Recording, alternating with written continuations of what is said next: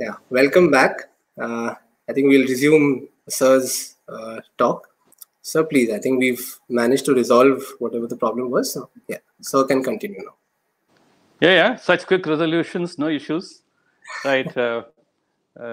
As when you're talking about big task on hand, I think the mind is always alert. And as I said, it's important for us to get connected in ways and means very, very different from how we got connected and we were connected earlier.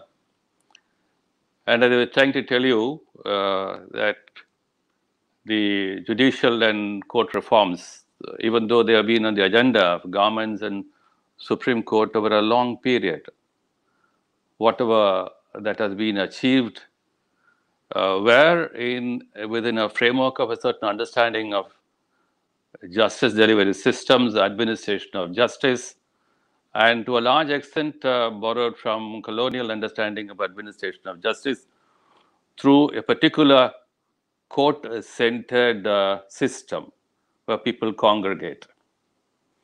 And you will find from that point of view, our procedural laws, the law of evidence, were focused to a large extent on such a system.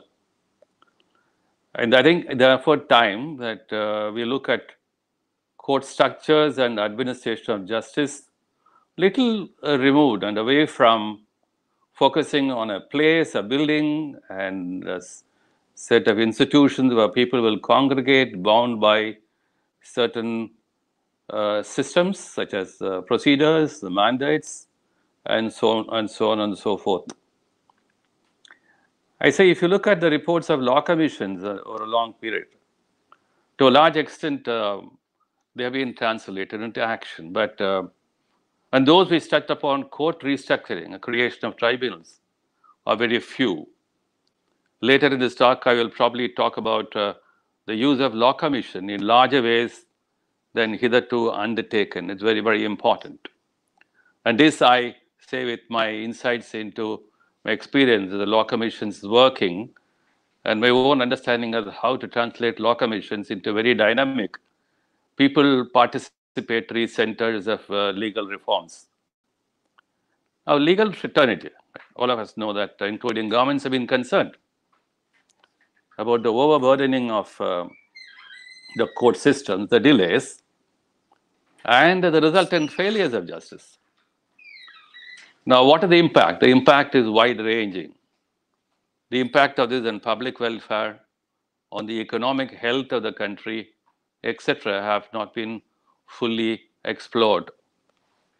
I should say there is no dedicated set of institutions or bodies to undertake this exercise and to facilitate fundamental legal reforms with a large amount of people's participation and professional expertise coming into it.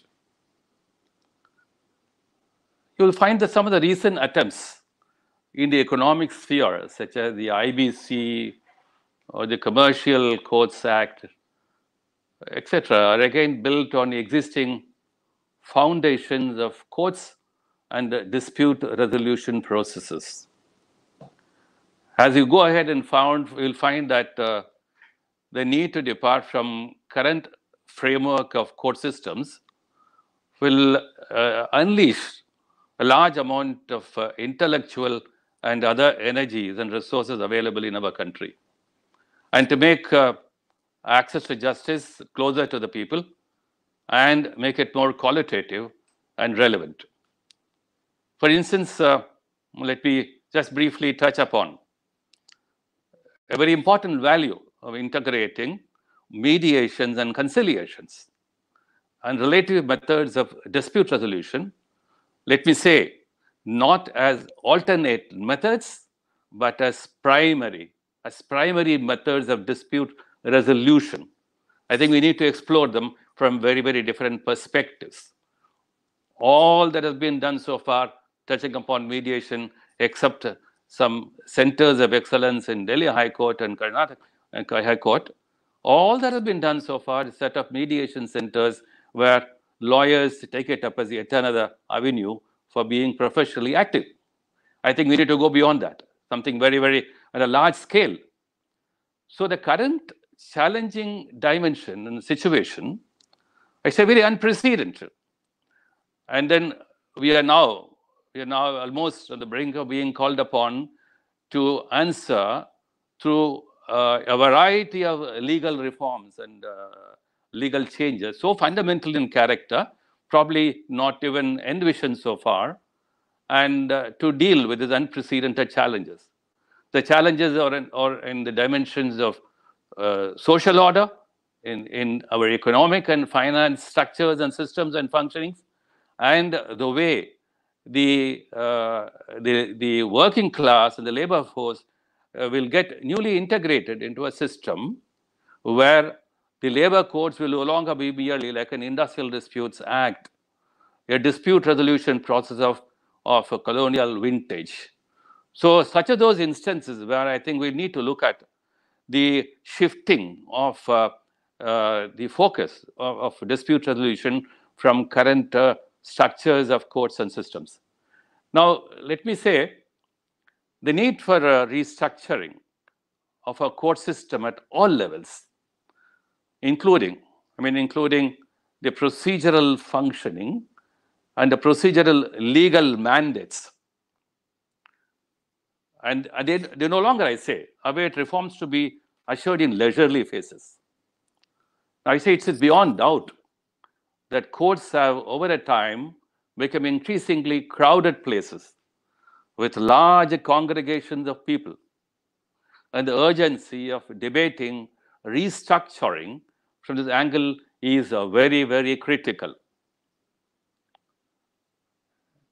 And that's where I think the creative potential of our, of a nation will definitely come to aid. And then we need to convert. We need to look at how to convert a physically managed court work, including filing, into electronically managed systems. Of course, the virtual courts explorations have indeed made a huge difference. For instance, in the Delhi High Court, though I would say the full agenda of transforming courts into virtual courts is yet to be set into motion. I do not propose to talk about the virtual courts for the time being. I'll only mention that the exclusive focus on virtual management of court systems without paying attention, I say with a certain amount of emphasis, the exclusive focus of virtual management of court systems without paying attention to other aspects of court restructuring will not be sufficient. Now, what do we do? Of course, the advantages of electronic use and interactions are indeed of no comparison with the physical management systems. If you compare both of them, probably we can say the physically managed court system was of a bronze or a copper age. So we now walk into a golden age. Now it enables, therefore, the advantages of electronic use and interactions, which enables participation of all people and all participants in ways far more quick, transparent, and accountable than the physical modes. But let's look at some of the efforts that have been made in the past in court restructuring. When it came to a debate on delay and huge pendency, so we caught up with the idea of fast-track courts. So the efforts such as creation of fast-track courts were attempts to deal with the arrears issue, and with a greater focus on arrears, and again with a focus on a physical congregation of people and a court as a physical space where, subject to certain legal limitations, administration of justice will go on. Of course, some alleviations have resulted from fast-track courts, but we need to go beyond that. I'll say the Supreme Court has been looking at various issues relating to the trial and higher judiciary at the district levels. The concerns, by and large, relate to conditions of service and also relate to the infrastructure and equipment of courts. Governments have also been discussing litigation plans and strategies. Even though, I should say, notwithstanding a huge amount of investment of resources and intellectual inputs, no substantive outcomes have been seen. How to regulate governmental litigation, which accounts for a significant percentage in courts, about which there is no debate at all, and how it will relate to court restructuring is also a matter of debate. Let me quickly focus my attention at this point of time to a small forgotten story, but I think we can ignite the flames again. The story began a writ petition filed by Vasanta Kumar in the Supreme Court on a national and the need for a national appellate court. In 2016, 7 SEC 686, if I remember correctly, the Supreme Court framed several questions. The questions related to restructuring of the Supreme Court into a constitutional and an appellate wing. The court also was debating on the sitting of the courts in different parts of the country as desirable from access to justice point of view. And then establishment of an intermediary court of appeal, which will probably take a huge burden of the appellate load of the Supreme Court work. But these questions which have been framed and the urgency which was then felt to explore these issues are yet to be, or remain to be explored. A 3-judge bench referred the matter to a constitution bench way back in 2016. I think it's indeed desirable at this stage to revisit that case, regardless of the debates that may come in and regardless of a wide-ranging and conflicting perspectives on this whole issue. But I think the debate will bring in a large amount of perspectives, new perspectives, on indeed the whole issue of restructuring of courts from the trial to the appellate level. Now let me tell you, a large chunk of appeals coming to the Supreme Court relate to service disputes and related issues, except very few instances which involve real constitutional dimensions. The rest may only deserve an appellate review, a simple appellate review. Areas of work such as this can be carved out and allotted to statutory appellate forums on par with the Supreme Court jurisdictions in relation to appellate powers. This does not require any constitutional amendment at all. Perhaps only a consolidation of such subjects would be sufficient, and that would not take any amount of time.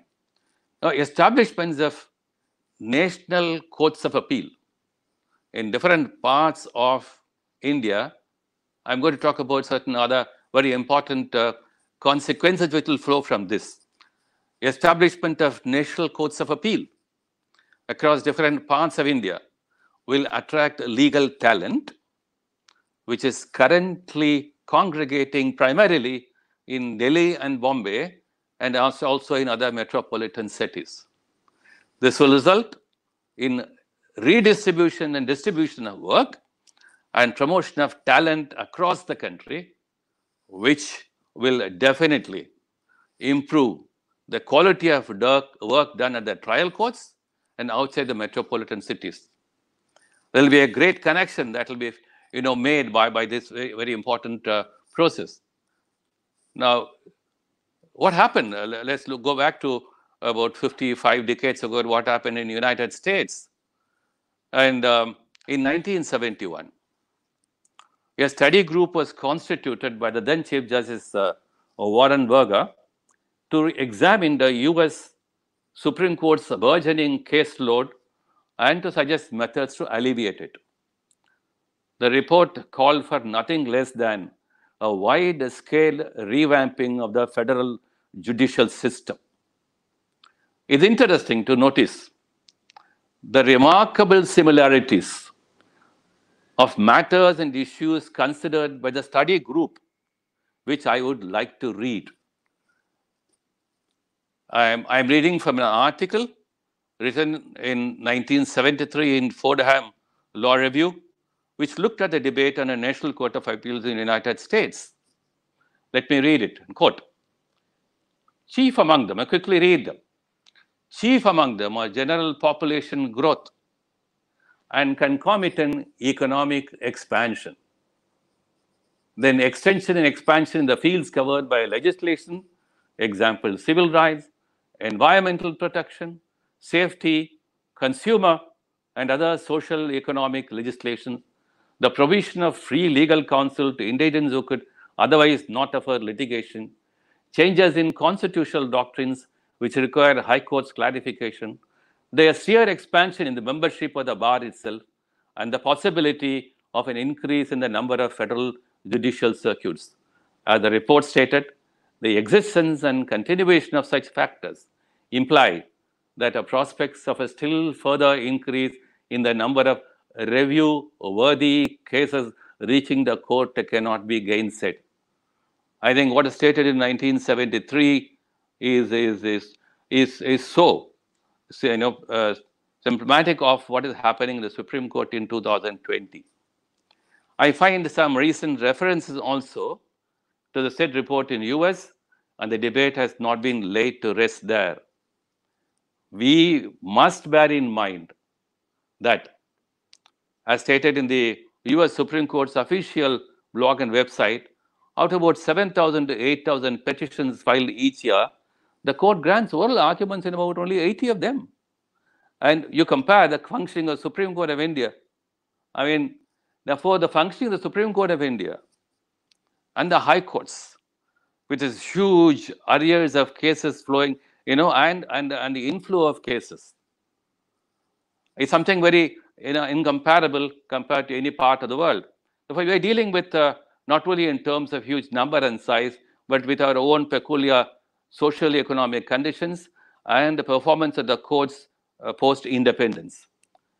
Now, going back to the National Court of Appeal and the 2016 case of Vasanta Kumar, I just wanted the function of the Supreme Court of India, particularly its sitting in benches of 2 or 3, has also led to both a dilution of the integrity of the court as one Supreme Court, and also erosion of precedent adherence.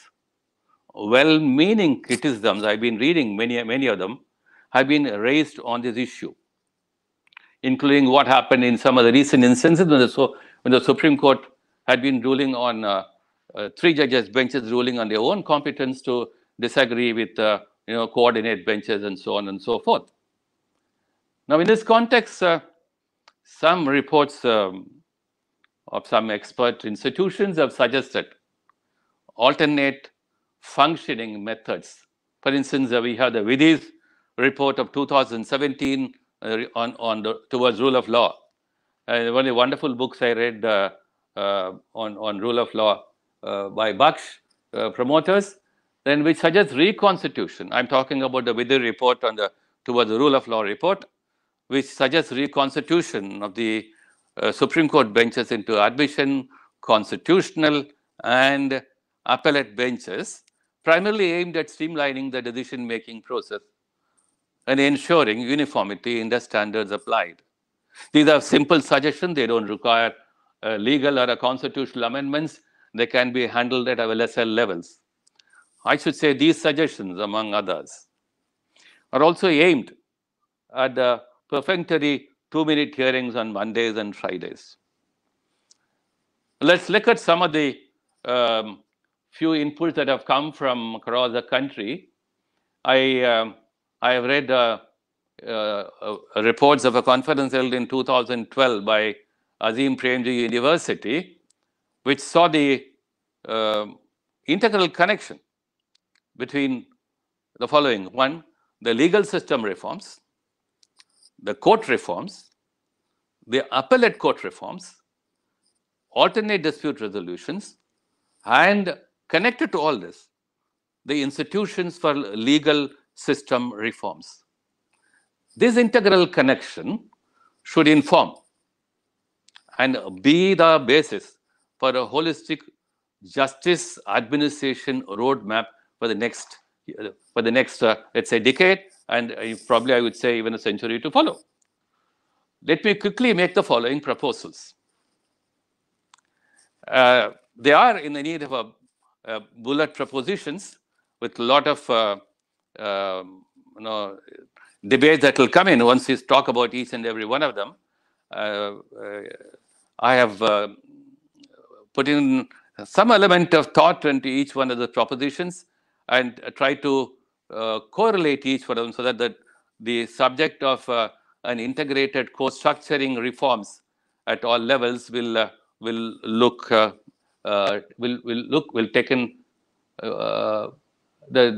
about the integrality I'm talking about will look well taken. Now let me quickly look at the following propositions. The current and non-negotiable need to decongest all courts, particularly the Supreme Court and the High Courts. Before we take any final view on the permanent sittings of the courts outside Delhi as of now, the Supreme Court can organize its sittings in ways more than one to avoid crowd and congestion. Quite a few suggestions have been given by senior counsel to the Chief Justice of India in this regard. More suggestions can come, and I suppose we can gather them all and find that the Supreme Court will definitely, because all of us are worried that the absence of the court in the national plane means a lot of concerns being raised and a lot of issues going unanswered. The need to review the disparate jurisdictions model of different high courts. Today we have a wide range of models of high courts. The pre-colonial high court systems and the post-colonial and the pre-independence, post-independence high court systems with their respective high courts acts, not fitting into one particular national model. I think it is time that we have a national and all India high courts jurisdiction and functioning law, which integrates all high courts in one universal framework. Then the need to take the high courts physically closer to the districts. I'm not talking merely about some benches depending upon political and other views and considerations. I'm talking about a statistic-based, data-based, on a racial consideration of the needs of each and every state. Take high courts physically closer to the districts. This will enhance access to justice and avoid the congestions, both physical and as well as for cases. I have I was talking about the note at the beginning given by Mr. Radhakrishnan, a practicing lawyer in the Supreme Court, who had sent a very brief set of suggestions to the government. And one of his suggestions, I think is worth looking at, is that instead of merely benches of the high courts, and depending upon, as I said, a statistical database, need-based requirements of each, in a cluster of districts, we have high courts sitting and working in those district level. So the appellate function of the high court will not be affected. And we can borrow from rich examples of how benches of high courts in different parts of different high courts, and how we can probably carry this experiment to the next level. And as long as we are in a position to continue to maintain the integrity, of the functioning. Just 3 interjections from the comments that have come in. We just have to pick out 3 things. First is, what about subordinate courts? What are your comments on reforms that are required in subordinate courts? Then secondly, do tribunals or quasi-judicial authorities, do they require, what is the necessity or what is the importance of having a non-judicial member, or should that be done away with completely? And third, are courts responding enough to the situation that has been caused by the pandemic? So these are the 3 things. These are the top 3 suggestions that have just come in. The last suggestion, I mean, the High Courts and the Supreme Court alone can respond to the pandemic-related issues. right? Because physically, you would not be in a position to go to yet another court, and those courts, obviously, any court other than the High Court and Supreme Court would not be in a position to deal with the pandemic-related issues, right? We are in a very, very different situation, and probably the question of what the courts can do at this stage, and enter into what kind of debates itself is very important for a future look at the restructuring of the, let's say, the Supreme Court's functioning, its jurisdiction, the High Court's jurisdiction, so on and so forth.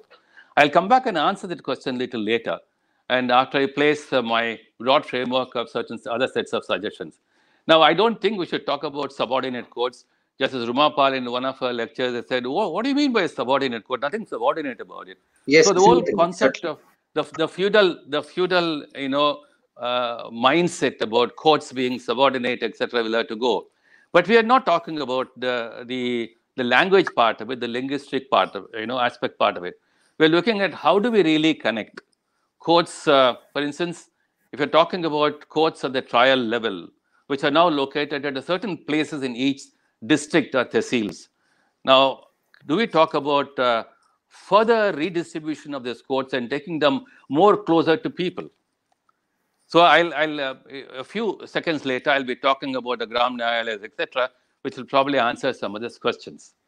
Now, what I am looking at is in the context of, for instance, the Supreme Court and the High Courts. So we have a running stream of trial and appellate procedures. And people quickly rush to each and every appellate procedure available. And as if sometimes, I tell you, as if the legal service, the administration of justice is something which is freely available without invocation of being responsible in invoking it. Now, therefore, the need to review the hierarchy of civil and criminal appellate remedies into one coherent system has also checked the free flow of cases into the Article 136 stream. This need not be, I say, this need not be left to the discretion of the court. For almost now 50 years, the Supreme Court has been trying to deal with this question of what is the 136 jurisdiction. And if the court were to say, what I think is injustice in a given case is fit enough for a 136 entry, then that's as wide as any portal. So therefore, it's a time that instead of leaving the discretion of what is 136 to Supreme Court itself, we need to look at some other avenues and aspects. Now, the question about tribunals and non-judicial members, I will come at the end of the lecture to look at these special very aspects, because I want to focus on the broad range of issues and try to find out how we can reach solutions to some of these problems. Some of these problems relating to experts and non-experts, etc., are matters of manning these bodies with the requisite professional expertise. To how far, whether the Administrative Tribunals Act or, for instance, the NCLT or NCLAT or any one of these new avatars of tribunals, right? How far they have really contributed to drawing from professional expertise and use of them is a moot point. And I think it's important to advert to it as importantly as you're going to talk about the court's restructuring, because the one is closely related to the other. Therefore, let me go back to the point I'm making about Article 136 and streaming the statutory, the reviewing the hierarchy of civil and appellate remedies. Now, I also find it important the need to look at all kinds of statutory appeal to the Supreme Court, which have been provided for without outlines for standards of appeal or review. Whether it's the IBC Code or the NGT Act or the Electricity Act, take any one of those new statutory frameworks and which are post-1990 liberalization products, and you'll find there is a second appeal to the Supreme Court. And then very often you also find Supreme Court says that does not matter, it's my discretion to treat them as my 136 jurisdictions. So therefore, the lines are blurred there. It's important, therefore, to look at these statutory appeals flow to Supreme Court. And if I remember correctly, what happened in US constitutional history, in the US Supreme Court, right from 1891, when the first attempt to regulate the flow of statutory appeals in the Supreme Court, so somewhere up to 1911, experiments have been made to see that the US Supreme Court did not get clogged by direct appeals from a variety of courts of, subordinate courts and institutions. Therefore, the need we now look at the need to classify all final appellate remedies, and here I talk about the expert members, etc., in tribunals. The need to classify all final appellate remedies and the need for domain expertise in the appointment of judges. The domain expertise in the appointment of judges, something is so fundamental that we see that the criticism that many of these tribunals, which are post-retirement official positions for retired High Court or Supreme Court judges, I think that must really stop. Because if access to justice, quality justice, and if we were to write about, for instance, if somebody were to write about the impact of, let's say, the Competition Commission or the NCLT or the NCLT, etc., on socio-economic issues and economic and financial issues, etc., I think we will find a complete blank.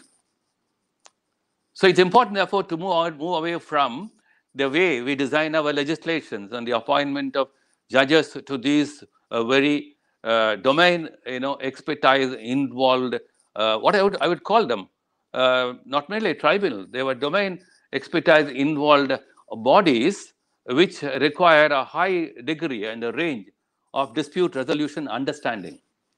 The dispute resolution understanding, which is now available from judges appointed to many of these bodies, or of, let's say, 30 to 40 years of an understanding of a law and legal system.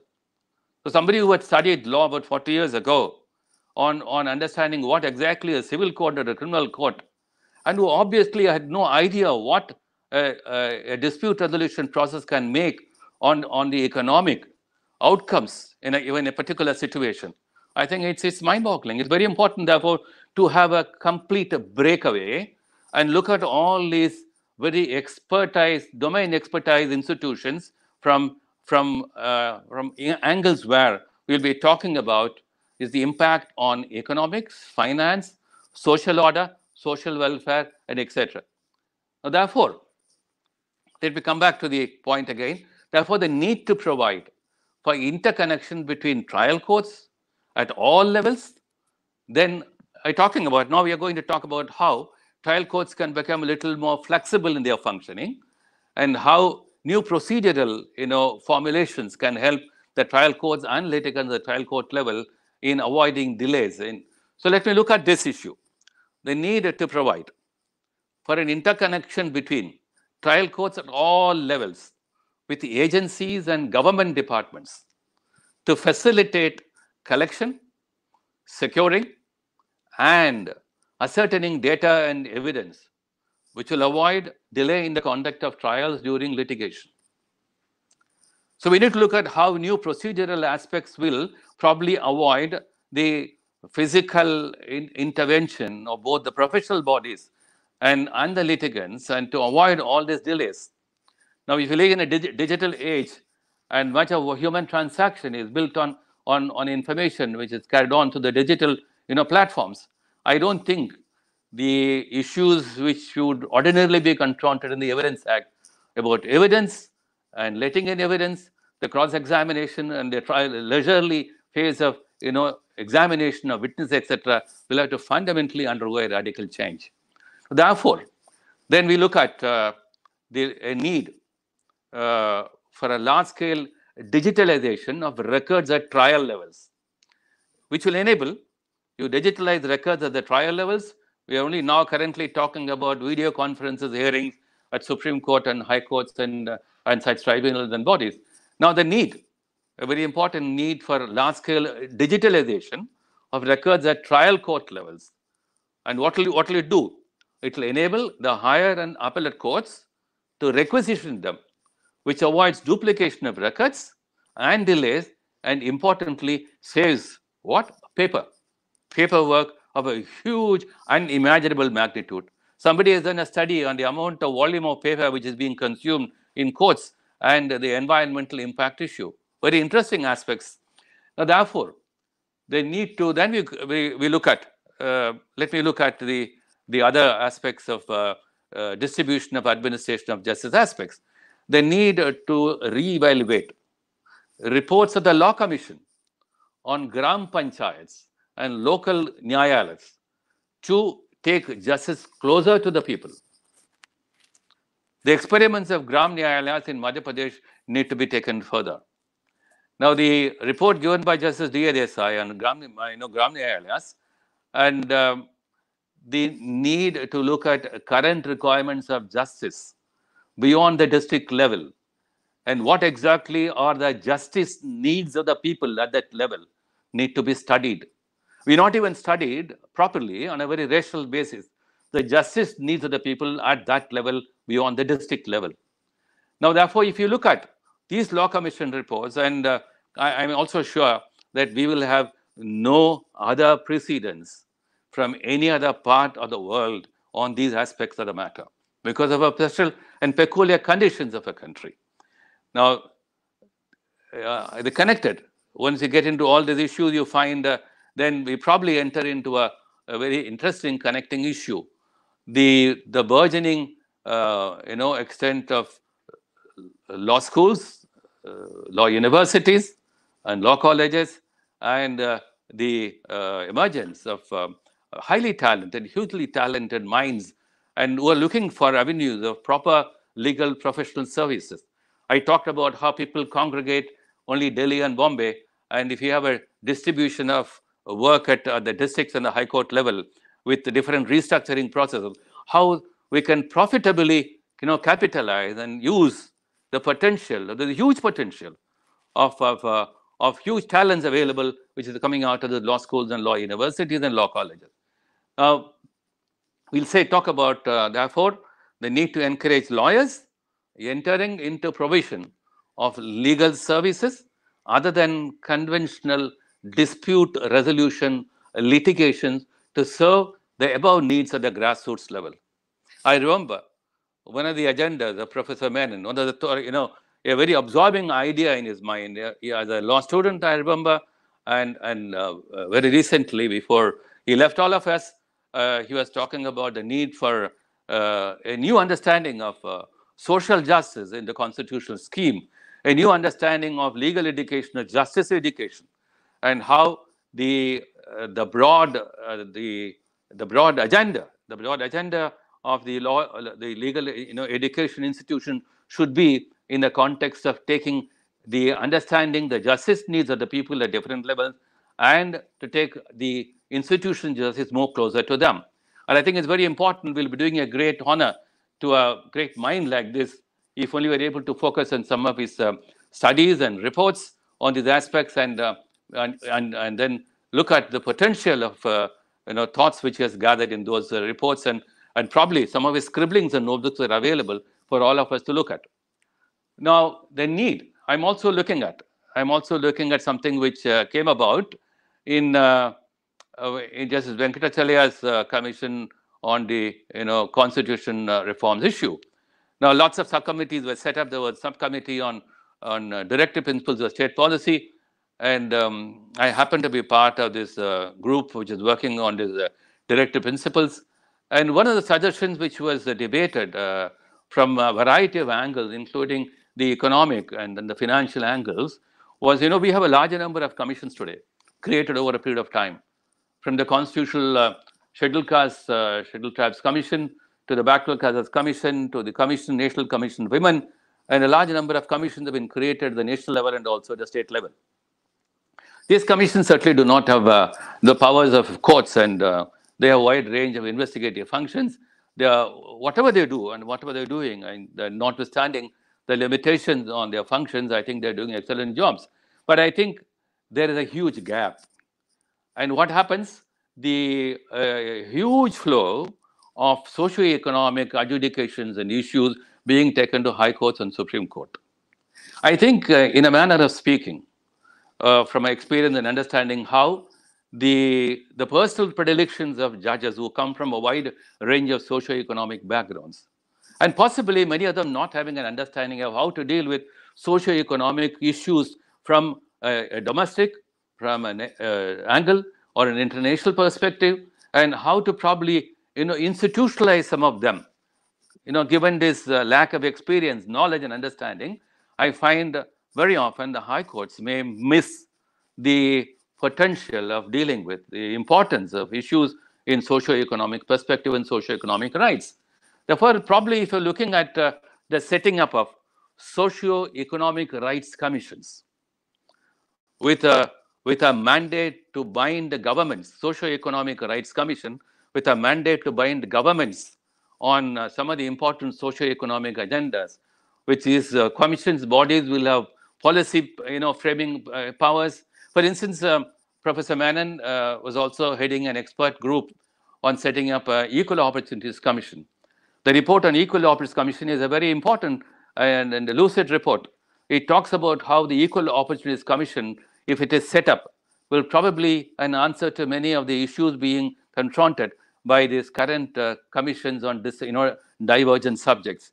Unfortunately, the Equal Opportunities Commission report has not been seriously taken note of so far. And I think it's important now at this point of time to look at the potential of the report like that and to connect it with setting up socio-economic entitlements commissions at the national level, which will be policy framing bodies, which will advise governments, and whose directives will also be binding on the government. And this will act like a filter point between High Courts, Supreme Court, and the citizen. And therefore, I now looking at, I now probably look at, in this context, the need to set up a permanent law reforms commission instead of the current law commissions being set up at the government's discretions, with the following wings. One, a legal reforms wing concerned only with reforms in law. And if you look at what the law commissions have done over a long period of time, as I said, except a few reports on court restructuring, the majority of the legal reforms, reports are on relation to legal reforms alone. Now, if you look at the number of reports which the government have considered, probably about 265 reports and odd, the government has probably given effect to about 90 and odd reports. About 160 and odd reports still remain to be considered by the government. Now, I'll probably have a comparison with what's happening in United Kingdom recently on their own understanding of the relevance of law commissions and the importance of making the law commission reports binding on governments. Now, I'm talking about a legal reforms wing of the law commission, and two, a court reforms and restructuring wing, which will consist of trained professionals, experts in the fields of demography, technology, science, economics, statistics, management, human resource, public policy, and human rights. This, I think, will be a very, very important agenda. A court reforms and restructuring wing, because I think it can no longer be left, with all due respect, the intellectual expertise of our judges and their experience, with all due expertise, to respect to them, it can no longer be left to individual judges or any group of them to be able to be, to be final on what legal reforms and court restructuring should be in our country. It needs an institutional approach. And therefore, a court reforms and a restructuring wing, which I say to repeat, which will consist of trained professionals and experts in the fields of demography, technology, economics, science, statistics, management, human resource, public policy, and of course, human rights, and of course, law. Then we should have a coordination wing. And this coordination wing, what will be the functions of a coordination wing? Let me briefly outline what it can be. There can be many more. This coordination wing, well, the Supreme Court and the High Courts will interact with this Permanent Law Reforms Commission through the coordination wing. The commission will also create a public participation platform instead of ad hoc consultations from time to time with select bodies of citizens and groups of people, and also involve law schools across the country in empirical and legal research necessary to formulate effective suggestions for reforms in law and courts. Having said that, I must also say, therefore, the Parliament shall be obliged. The law I'm talking about, setting up a permanent law commission, should have all these features. The Parliament shall be obliged to place the reports of the commission before the House, and the government will also place the reasons for this disagreement so that no report goes unattended. So we have a permanent law commission with all these dimensions, which will be people's participatory, which will be oriented towards restructuring of courts with all involvement of all institutions, agencies, people, persons, etc. Now, therefore, I think I am laying emphasis on this court reforms and restructuring wing as an important way forward on court restructuring processes. Now, we'll pay attention to a wide range of issues. Now, the way legislations have been drawn, we are talking about the tribunals issue. If you look at the earliest of the tribunal law, the Administrative Tribunals Act, and look at every one of the subsequent tribunal-related legislation, you'll find a copy-paste aspect of it. So the importance, the deviations, if any, were marginal. So we have one framework which is being copied all over again, but then that's certainly not a good sign. And therefore, to repeat, and you find one incidental issue which comes to your mind is that neither the central government nor the state governments have so far paid attention to a dedicated legal research wing of the government. And we have only a law ministry or a law department.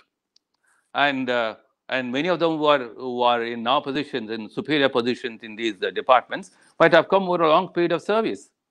But then what will be their expertise and what will be their understanding and knowledge of, let's say, economics, finance, and science and technology in emerging areas of law, in emerging technology and science, where we have no precedents, where we have no statutory examples available.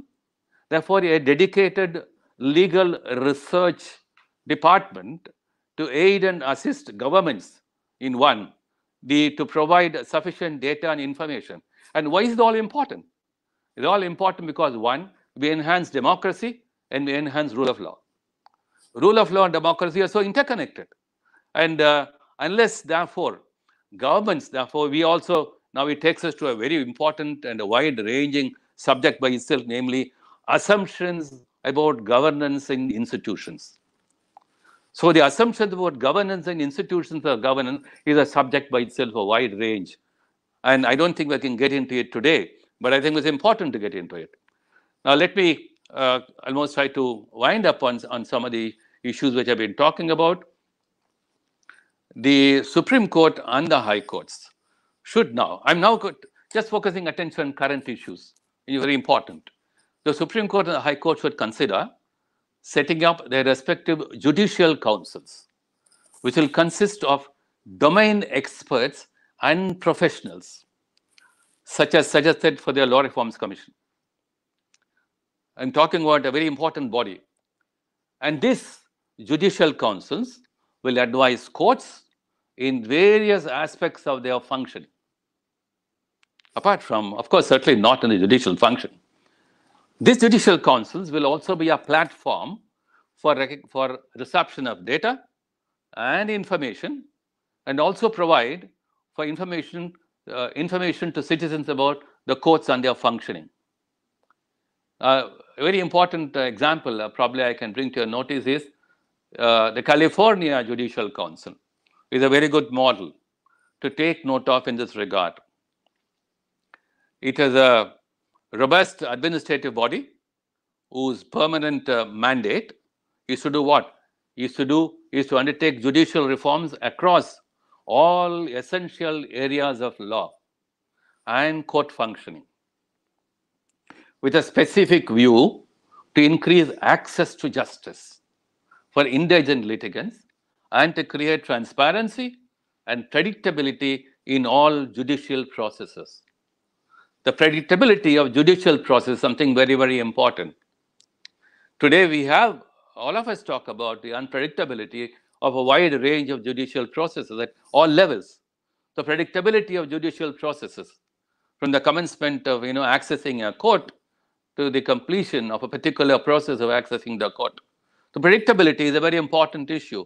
Therefore, this Judicial Council will facilitate providing inputs and information about the predictability in all judicial processes. We can explore how it can work, we can talk about it, we can debate. And I think, but the idea is that given the workload, the judicial workload on the judges, to ask of them and to demand from them, furthermore, intellectual resource and time to focus and to deliberate on court restructuring, national level judicial reforms and legal reforms would be a tall order, tall order. I don't think we can do that. We need to preserve the judicial time of the court for more important judicial functions. And therefore, if we're talking about the need for an expertise and an expert body, an institution, which will be constantly, continuously engaged in interaction with law commissions, in interaction with governments, and also interaction with public and the citizens, then we would have found a public platform where rule of law, democracy enhancement, and certainty about administration of judicial processes, and the people's satisfaction that I am part of something. Today, there is an element of sociology probably will say the people are alienated to a large extent from the judicial and the administration of justice issues. So this alienation is not very good. We talk about and to ensure that people's participation in contribution into legal and judicial reforms are equally important. It's certainly not merely a matter for people like us. Important insights and inputs can come from any part and any section of the community. And if you go to I was talking about the California Judicial Council. If you go to their website, you will find website sections dedicated to litigants, which simplify and explain the court processes, empowering them. And doing what? Empowering them to make more informed choices as well. So today, a litigant is by and large dependent on the legal expertise or the professional expertise of a lawyer, right, or a law firm. Now, how do you make informed choices? And how do I know what exactly, and how do I navigate my dispute resolution process? And on all this, therefore, it's important that at all levels, at the Supreme Court level and the High Court level, and if possible, I would also say, and if the High Courts can only coordinate with the district court level, the judicial councils of the high courts will play a wide range of functions. And the gap which is now being felt, the absence of it, by citizens, will be filled by this kind of judicial council institutions. So I thought of sharing with you some of my ideas, some of them which have grown over a long period of time, some which have arisen in the course of my experience in the Law Commission, and then looking at the need for an immediate agenda setting for Supreme Courts and the High Courts. Of course, the intellectual, fervor of being together in canteens and corridors, and the camaraderie which we have enjoyed coming out of courtrooms and corridors and canteens is something nobody can miss. But today, probably there are issues far more urgent and important than that, and some kind of sacrifice may have to be made. And how do we really ensure that the courts which are shut for the time being will begin to function again with a far more greater fervor and inputs than what we have envisioned so far? We're only talking about the importance to provide those kind of inputs, and I think very important to look at them and quickly. With this, I would lay open to the organizers for any queries, discussions, and questions and answers, and some questions which have come in the course of my talk. Probably I come back to them if that's okay.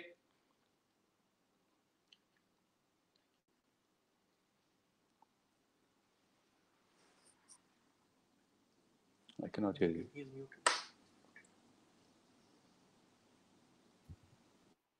Sir, we have some questions for you. One, Mr. Subhashish Soren. Am I audible, sir?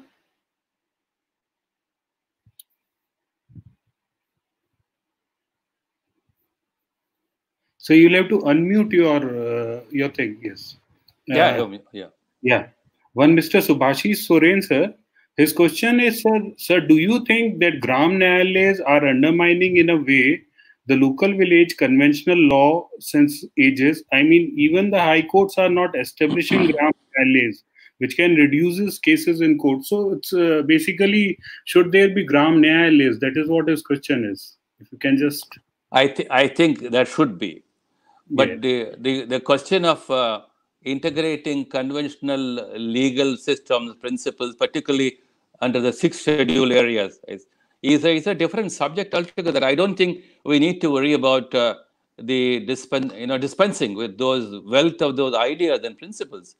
And for instance, if you go to the scheduled areas, the extension of statutes such as the Criminal Procedure Code and the Civil Procedure Code, in Andhra Pradesh, in the scheduled area, they don't apply at all. So, but the question is not whether we look at Gram Nyayalaya from the point of view of pre-independent, legal doctrines and principles. We are now looking at rule of law through the Indian Constitution, which has given us, signposts and roadmaps for an egality. We are able to integrate those values in the rights and the directive principles, chapters, and integrate them into the, existing conventional, legal doctrines and systems applicable to some of those areas. I think it's possible. And in fact, people all over the globe are talking about how the current COVID situation has brought us closer to understanding what we are doing and in the name of, economic development and issues of, sustainable development. For even a sustainable development issue may take a different understanding altogether. So we can build up on those issues. That's why I'm talking about the justice needs of the people at different levels and different parts of our country are different. So how do we really understand the justice needs? Our court systems are not tuned to the justice needs, in real ways. So the people have been asked to adjust to the court system to resolve the disputes in accordance to the court system. It should be the other way around. So taking a cue from what you're saying, would it help to have maybe different benches of the Honorable Supreme Court across India? I think apart from the logistics part of it, and I think the former Attorney General was saying, no, there's no question of Supreme Court being split. It will destroy the integrity of the court, etc. There can be any number of views, but I think it's not the question of what the professions want about the Supreme Court's functioning. It's important that we understand how will Supreme Court be more closer to the people. How can Supreme Court function differently in a digital age?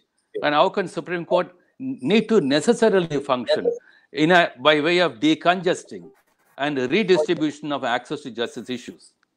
And if you see from that point of view, I don't think that many difference of opinion on Supreme Court sitting in different parts of the country. But for the time being, but before, that's a larger question. Governments will talk about it. The legal fraternity will talk about it, right? And there are too many points of view on that. And then, but I think it's important that all of us, the profession has a lot of vested interests. Every time you create a new institution, every time there is a law, every time you take out a particular portion of your work and put it somewhere else, the legal fraternity goes up in flames, right? And we have a certain amount of vested interest.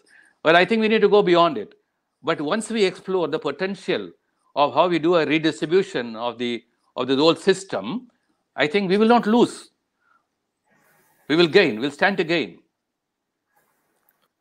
Right, sir. And before we talk about courts sitting in different parts of the country, I think we should ask the Supreme Court to reorganize its functioning at the Supreme Court premises.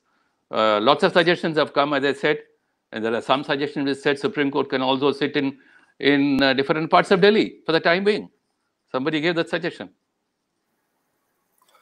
So, and so what about the All India Judicial Service? There has been a lot of talk that has happened regarding having a common exam.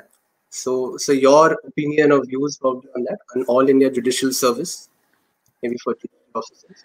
Yeah, there are several advantages in having an All India Judicial Service. One, the national integration and an understanding of problems at a national level. After all, when we are talking about restructuring of district courts and courts of the trial courts, and will probably sooner or later be called upon to deal with socio-economic issues, then an all India body which will learn at a national level, function probably at a national level, will be a very important step.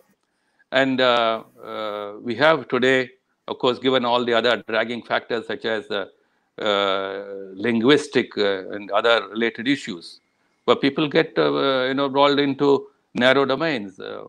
Remember what Rabindranath Tagore said about the great world in which I would like to, my citizens should awake, right? In Gitanjali, he didn't talk about it, breaking those walls, So I think it will be an important roadmap for us. Right. And sir, also there have been comments by Mr. Vedant Anand. He asks about what about live streaming of courts? Do you support that suggestion that has come in about live streaming? In fact, I had given a small input to the court in this regard. Some litigants from Uttarakhand came about live streaming of courts, and the court has passed some order, but it has not carried forward. I think I'm in favor of live streaming, notwithstanding possible objection that can be raised to it, and the fact that there will be a considerable intrusion into the integrity of the live streaming process itself. But I tell you, the more fruitful outcomes on a balance, I think the more fruitful outcomes on a balance are more attractive. And I'm not talking about what happened in UK or USA. I'm not talking about examples.